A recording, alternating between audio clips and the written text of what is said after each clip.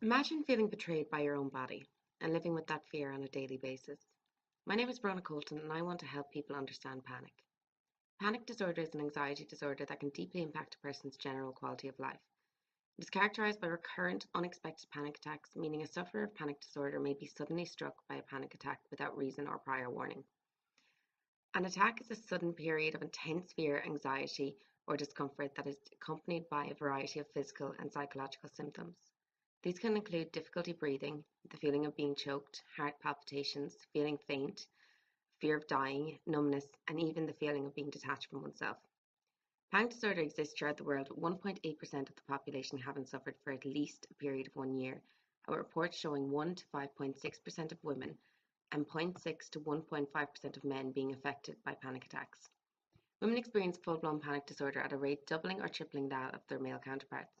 The average age of onset for a person has been found to be in the mid-20s, with women's risk of development increasing between the ages of 10 and 28 years, and the risk for men increasing during their late 40s.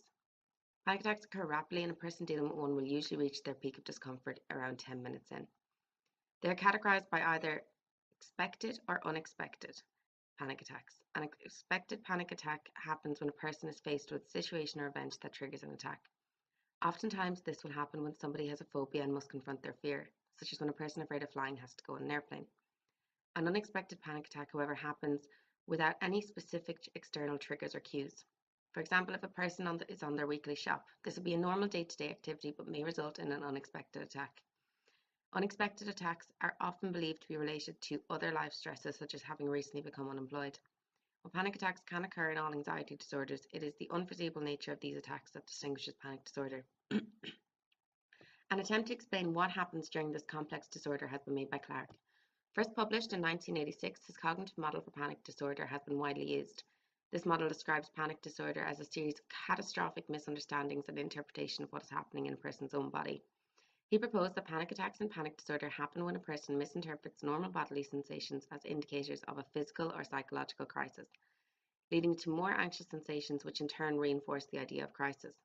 This vicious cycle caused the person's panic to continuously escalate. A field study by Pauli et al. In 1991 used the same model to examine how a person's misunderstanding of their own bodily sensations can lead to an increase in anxiety. In the study, a group of 28 participants who experienced panic attacks and cardiac-related anxiety and a group of 20 healthy controls were connected to portable EKG machines, which monitored the participants' heart rates for 24 hours.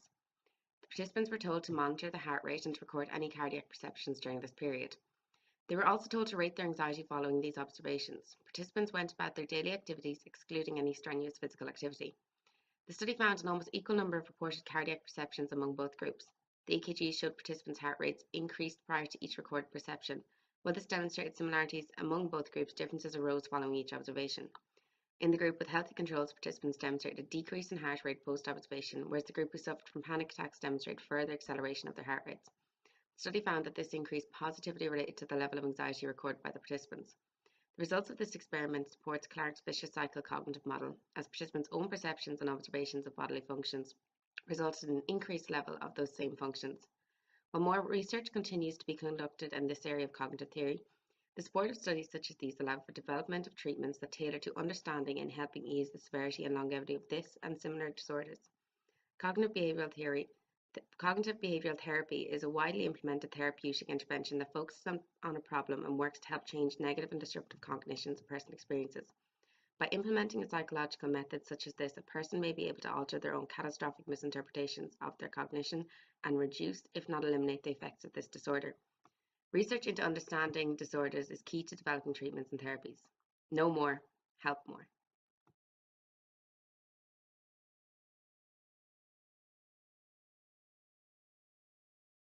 Created using Powtoon.